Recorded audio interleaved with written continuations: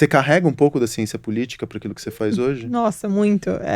E isso é muito engraçado porque me perguntam muito, ou deixam de perguntar, mas eu sei que tem essa curiosidade de nossa, mas como é que você foi da ciência política para o empreendedorismo?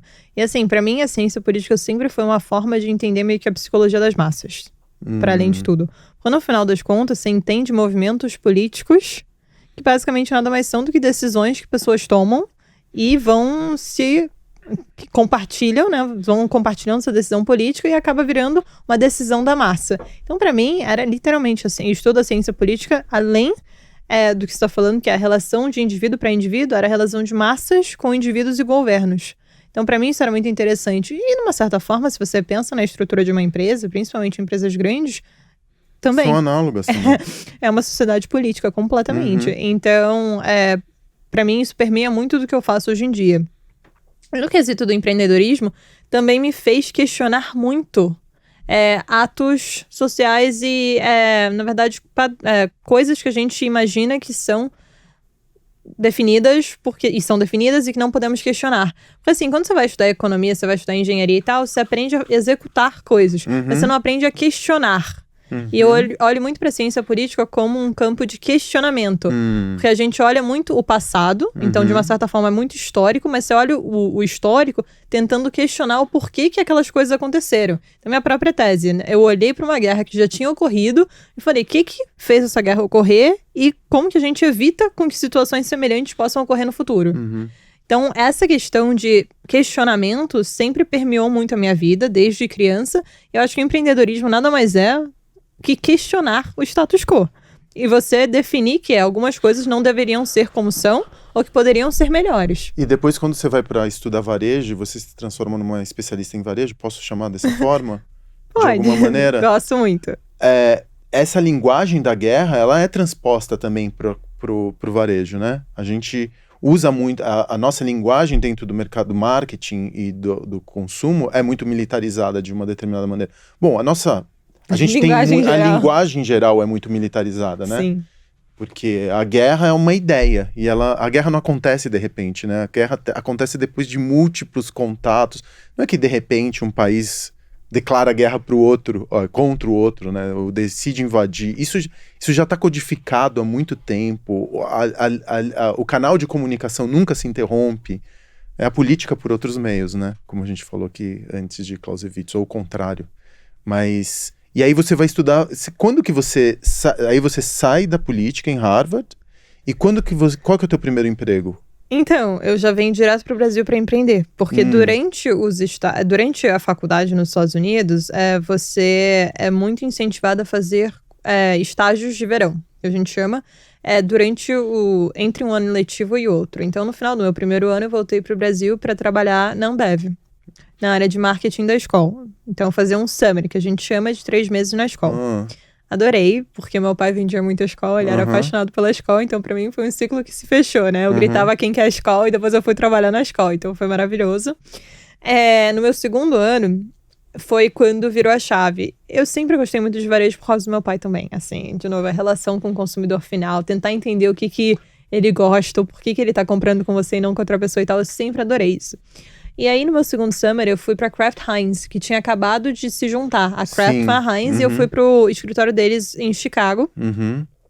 Trabalhar em groceries, né? Que é em supermercado como um todo, mercearia, na verdade. Mas trabalhando em departamento de marketing. Então não, mercearia eu fui para um departamento que era também operações, de uma certa forma. Operações. Era grocery bio, Mas assim. você estava empregada, então? Você estava numa corporação ou não? Você estava como consultora? Como summer, estágio de verão. 3 meses. Depois do meu segundo ano de faculdade. E aí, eu enquanto caí... isso, você estava na faculdade. Isso. É muito comum isso nos Estados Unidos. E aí eu caí dentro de um projeto, que era um projeto para fazer a marca... para vender o excesso de batata de uma marca da Kraft Heinz nos Estados Unidos, porque a gente tinha feito o ciclo de Sanofi errado, tinha dado um problema numa fábrica. Então a gente tinha batata, matéria-prima em excesso. E a gente precisava vender essa batata para um parceiro. No início, eu olhei para esse projeto e falei, meu Deus, não é possível. Tipo, que projeto entediante. Eu fui descobrindo a beleza da coisa, porque eu olhei pra batata e a primeira coisa que me falaram foi, você tem que encontrar um comprador. E como assim encontrar um comprador? Eu sou uma estagiária que faz ciência política. E eu comecei a desvendar um mundo de marca própria, varejo no core, assim, supermercados, como que o business acontece, como é o ciclo de S&OP, que é o planejamento da produção e tal. E aí, naquela época, tinha um supermercado, que era o Lidl, entrando nos Estados Unidos. E é um supermercado alemão que é conhecido por preços muito baixos. Uma infra muito simples e preços muito baixos. Que é o competidor do Aldi também, que é um supermercado similar. Os dois supermercados alemães, se eu não me engano, dos anos 70, que viraram muito populares na Europa. E, de novo, a Aldi já existia nos Estados Unidos e a Lidl estava entrando nos Estados Unidos também.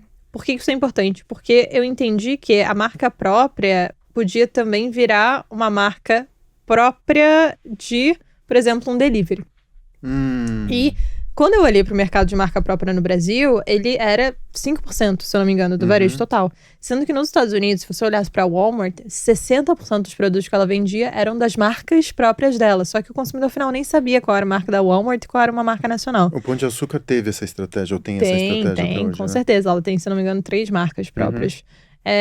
E eu olhei pra isso e falei assim, nossa, como que na Walmart é 60%, no Brasil é 5%? Assim, o que tá acontecendo? Qual é a discrepância? Nesse meio tempo, obviamente, vendia batata em excesso para um terceiro varejista dos Estados Unidos, mas me abriu os olhos para essa indústria e esse potencial. E, ao mesmo tempo, na época, também era meio que o boom do delivery. Então, tinha o Instacart que estava fazendo os deliveries, só que eles faziam os deliveries dependendo do supermercado tradicional.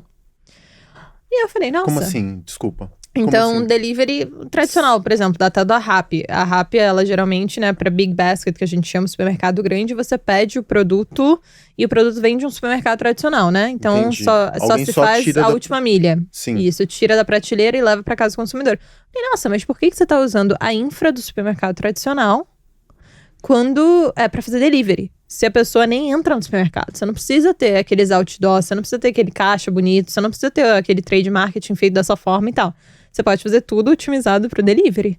E, nesse meio tempo, um colega meu que tinha feito também um acampamento de verão de química, quando a gente tinha 15 anos, me ligou. Ele já tinha voltado para o Brasil, ele falou, nossa, estou pensando em empreender, estou olhando alguns setores, um deles é varejo, eu sei que você sempre gostou de varejo, o que você acha de voltar para o Brasil e empreender? Aí, no início, eu falei, pode ser, mas deixa eu terminar a minha tese, deixa eu trabalhar aqui no que eu tenho que trabalhar, e aí, de repente, eu volto. Nesse meio tempo, ele foi trabalhar no VC, e eu concluí a graduação.